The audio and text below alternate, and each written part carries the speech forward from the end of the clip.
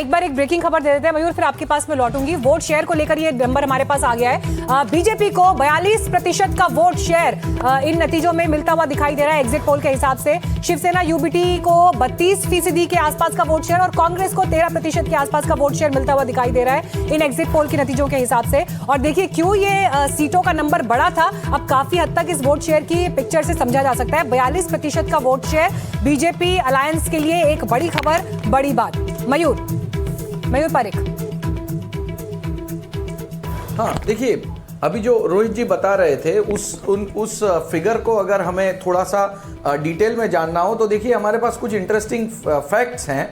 BJP और UBT सेना जो है ये दोनों लगभग 96 सीट्स पे आमने सामने लड़ रही थी, यानी ये वोट शेयर का सीधा असर जो है यहाँ पे टैली पे जा रहा है। लेकिन बीजेपी वर्सेस एमएनएस जब लड़ती है तो वो 34 सीट्स पे है।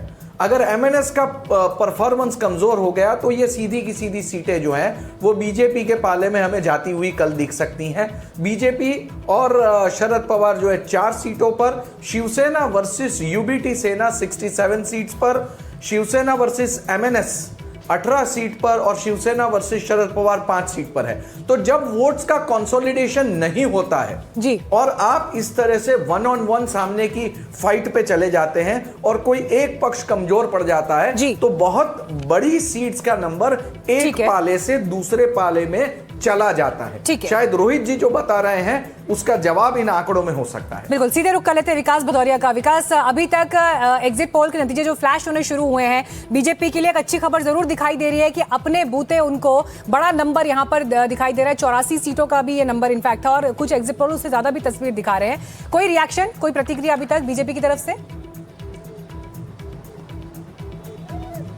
निश्चित रूप से अभी कोई प्रतिक्रिया नहीं आएगी और आमतौर पर जो एग्जिट पोल होते हैं उन पर पॉलिटिकल पार्टियां प्रतिक्रिया देने से बचती हैं। अगर देती भी हैं तो एक ही प्रतिक्रिया होती है उनकी, और वो ये होती है कि जो आपके आंकड़े हैं वो ध्वस्त हो जाएंगे, हमें इससे बड़ा नंबर मिलने जा रहा है। लेकिन मैं आपको बता दूं, कल मैं मुख्यमंत्री देवेंद्र फडणवीस के साथ मिला था और उन्होंने जो आंकड़ा हमें बताया था उसके मुताबिक उनका आकलन था कि अगर पिछली बार जितनी 50 से 52% वोटिंग होती है तो बीजेपी को 90 से 94 सीटें मिलेंगी और यूबीटी शिवसेना शिंदे गुट को करीब 35 से 40 या 45 सीटें तक मिल सकती हैं। तो इस तरह से टोटल जो युति का आंकड़ा होता है वो तकरीबन 130 से लेकर 140 तक बनता है।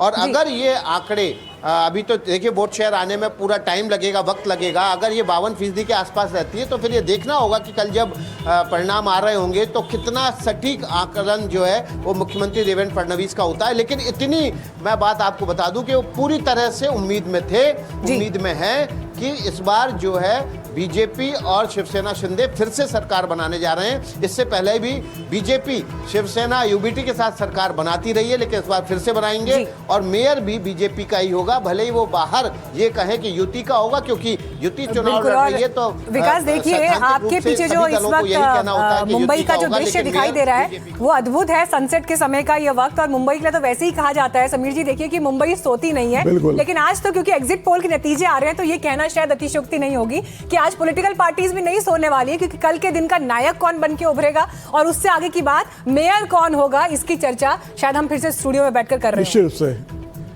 मुझे दो बात जरूर लगती है कि जिस समय गठबंधन हुआ था कि मनसे का और उद्धव ठाकरे ने गठबंधन किया था, राज ठाकरे किया, तभी मुझे लगा था कि ये गठबंधन बहुत मतलब जरूरत नहीं थी। जब आप लोकसभा चुनाव कांग्रेस के साथ मिलकर लड़ रहे हो, आप विधानसभा चुनाव कांग्रेस के साथ मिलकर लड़ रहे हो, और मनसे के पास कुछ देने के लिए, डिलीवर करने के लिए था नहीं कि वो उद्धव के साथ कहीं बहुत एडॉन कर सके। मनसे की तुलना में बंबई के अंदर कांग्रेस एक बड़ी ताकत है। उद्धव ठाकरे ने बहुत, मुझे लगता है, ऐतिहासिक गलती की कि उन्होंने कांग्रेस को छोड़ दिया। कांग्रेस मनसे को लेने के कारण मुझे लगता है कि जो उत्तर भारतीयों का बड़ा वोट बैंक जो था वो उद्धव ठाकरे चला गया, और उद्धव ठाकरे को लग रहा था कि मराठी और मुस्लिम वोट मुझे मिलेगा तो 40 और 20 मिलकर 60% का जो वोट बनता है उसमें से मैक्सिमम वोट मुझे मिलेगा। तो ना मुझे लगता है कि मराठी का एक बड़ा वोट जरूर नहीं मिला है, लेकिन उसमें भी भारतीय जनता पार्टी ने सेंध लगाई और मुसलमानों का वोट तो कांग्रेस लेकर गई बड़े स्तर में, मुसलमानों का वोट उनको नहीं मिला। ठाकरे परिवार की राजनीति यहाँ सिमट गई, अब मान रहे हैं आप? निश्चित रूप से मुझे लगता है कि बहुत बिल्कुल ये नतीजे आ गए तो बहुत संकट खड़ा है, और उसके बाद शिवसेना में मतलब उद्धव बाला साहब ठाकरे की पार्टी में बड़ी टूट होगी। ये सिर्फ ऐसा नहीं कि इसके रहेगा। हमारे पास में आए हैं, सभी के सभी ये बता रहे हैं, सभी के सभी ये दर्शा रहे हैं कि शिवसेना और बीजेपी की सत्ता बीएमसी में आ रही है। हालांकि उद्धव ठाकरे की पार्टी दूसरे नंबर की पार्टी बनकर उभर रही है, सेकंड लार्जेस्ट पार्टी बनकर उभर रही है, लेकिन मेयर महायुति का बनता नजर आ रहा है। और महायुति में भी ये सवाल है कि आखिर किसका मेयर बनेगा। अगर महायुति की सत्ता आती है तो बीजेपी का मेयर होगा या फिर शिवसेना का मेयर होगा, क्योंकि 2017 तक जो पिछले चुनाव हुए थे तब तक लगातार शिवसेना का, अनडिवाइडेड शिवसेना का मेयर ही मुंबई में रहा। अगर इन चुनावों के पहले की सबसे बड़ी घटना की बात करें तो सबसे बड़ी घटना यह थी कि उद्धव ठाकरे और राज ठाकरे ये दोनों अपनी 20 साल पुरानी अदावत को भूलकर वापस एक साथ में आए। इन्होंने गठबंधन करके चुनाव लड़ा।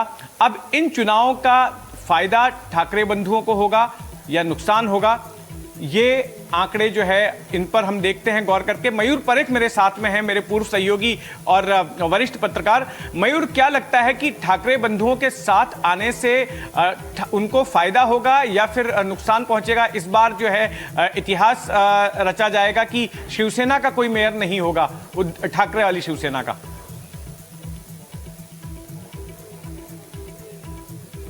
ये नुकसान होना ही था, ये बात ऑलमोस्ट तय थी। पता नहीं क्यों ये उस पार्टी और पार्टी के रणनीतिकारों को समझ में नहीं आया कि ऐसा करने से, क्योंकि वो अपने आप को एक बहुत ही लिमिटेड वोट बैंक के अंदर बहुत ही ताकत से जो है फोर्सफुली और बहुत ही ताकत से आगे पर्क्यूलेट करने की कोशिश कर रहे थे। लोकतंत्र में ऐसा होता नहीं है।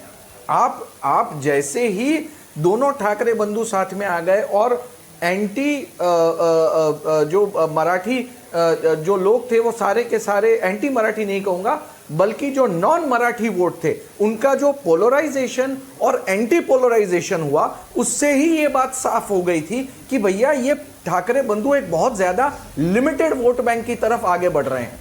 अगर आप पिछले बिल्कुल, और आप जो बात कर रहे हैं यही बात रोहित चंदावरकर ने भी अब से कुछ देर पहले की, उन्होंने एक शब्द का इस्तेमाल किया, ट्रोजन हॉर्स।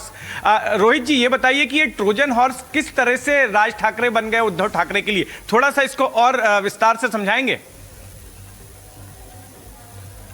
मुद्दा है जितेंद्र जी। देखिए, राजनीति के जानकारों में मुंबई में, महाराष्ट्र में ये चर्चा चल रही थी पिछले कुछ हफ्तों से, पिछले कुछ महीनों से, कि अचानक से राज ठाकरे उद्धव ठाकरे के साथ क्यों जुड़ रहे हैं, जबकि राज ठाकरे पिछले ही साल 2024 के विधानसभा चुनाव में और उससे पहले भी बीजेपी को बिन शर्त अपना समर्थन दे चुके हैं और सब सभाओं में वो बोले कि मेरा बीजेपी को किसी शर्त के बिना समर्थन है।